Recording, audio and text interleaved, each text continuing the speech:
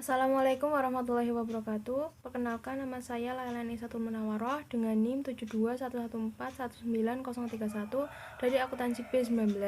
Di video kali ini saya akan menjelaskan bab 4 Sistem Informasi Manajemen terkait pengguna dan pengembangan sistem organisasi bisnis. Langsung saja ke materinya. Ada beberapa materi yang harus kita bahas. Yang pertama yaitu organisasi bisnis. Sistem informasi dikembangkan dan digunakan dalam organisasi-organisasi bisnis. Area bisnis yang dasar dalam perusahaan seperti keuangan, sumber daya manusia, kemudian layanan informasi, produksi dan pemasaran. Sistem informasi dimaksudkan untuk memenuhi kebutuhan informasi umum para manajer. Sistem informasi eksekutif dirancang untuk digunakan oleh manajer tingkat strategis perusahaan, dan 5 sistem informasi tingkat lebih rendah mencakup kebutuhan informasi unik dari area-area bisnis tersebut.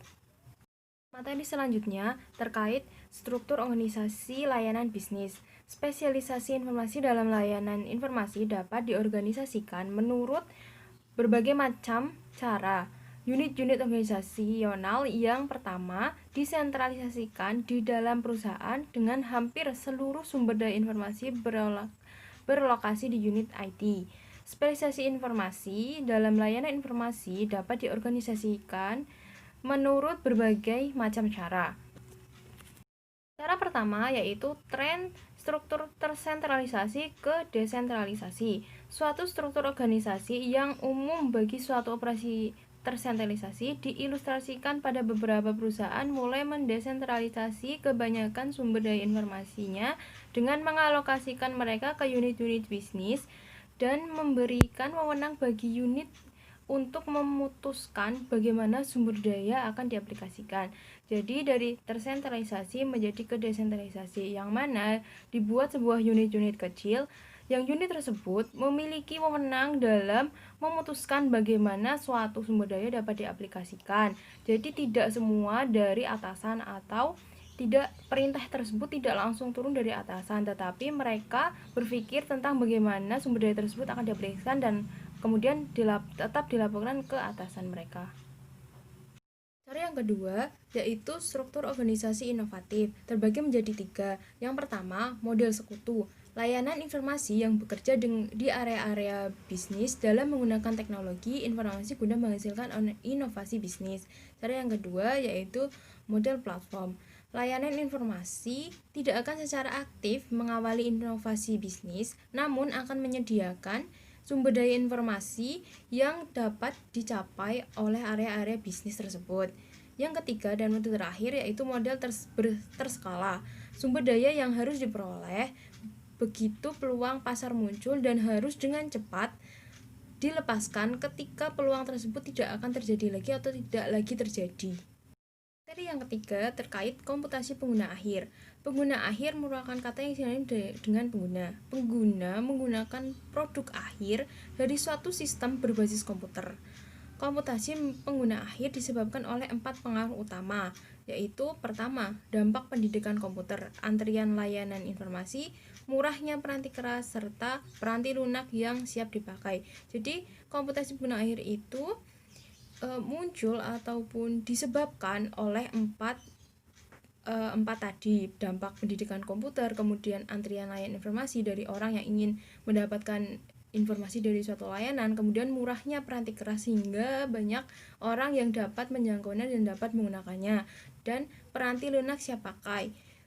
Dengan simpelnya atau peranti lunak yang siap pakai, banyak orang yang menggunakannya dengan mudah dan sederhana. Dari komputasi penggunaan akhir tadi ada keuntungan serta resikonya. Pertama, untuk keuntungan komputasi pengguna akhir yang ada 2, yaitu menyamankan kemampuan dan tantangan. Kemudian mempersempit jarak komunikasi. Dan untuk resikonya ada beberapa resiko yang muncul. Yang pertama, sasaran sistem yang buruk, kemudian sistem yang dirancang dan didokumentasikan dengan buruk, penggunaan sumber daya informasi yang tidak efisien, kemudian hilangnya integritas data, hilangnya keamanan, serta hilangnya kendali. Materi yang keempat, terkait kriteria yang dibutuhkan untuk karir di bidang layanan informasi. Ada dua, yaitu pengetahuan pengembangan sistem serta keahlian pengembangan sistem. Pengetahuan pengembangan sistem ada pengetahuan tentang komputer serta pengetahuan informasi. Pengetahuan komputer adalah kemampuan untuk menggunakan sumber daya komputer guna mendapat pemrosesan yang dibutuhkan. Kemudian untuk pengetahuan informasi meliputi pemahaman setiap langkah proses pemecahan masalah, di mana informasi tersebut dapat diperoleh dan bagaimana membagi informasi dengan orang lain. Kemudian terkait keahlian pengembangan sistem, dengan cara yang sama kita dapat mengidentifikasikan jenis-jenis keahlian pengembangan yang berbeda dan memiliki arti yang penting. Keahlian pengembangan sistem meliputi keahlian komunikasi dan kemampuan analitis, kemudian kreativitas, serta yang terakhir yaitu kepemimpinan. Materi selanjutnya terkait otomatisasi kantor. Otomatisasi kantor adalah penerapan otomatisasi seperti teknologi komputer pada pekerja kantor. Otomatisasi kantor meliputi seluruh sistem elektronik formal maupun informal yang terutama berhubungan dengan komunikasi informasi ke dan dari orang di dalam maupun di luar perusahaan. Materi selanjutnya yang keenam yaitu kantor maya.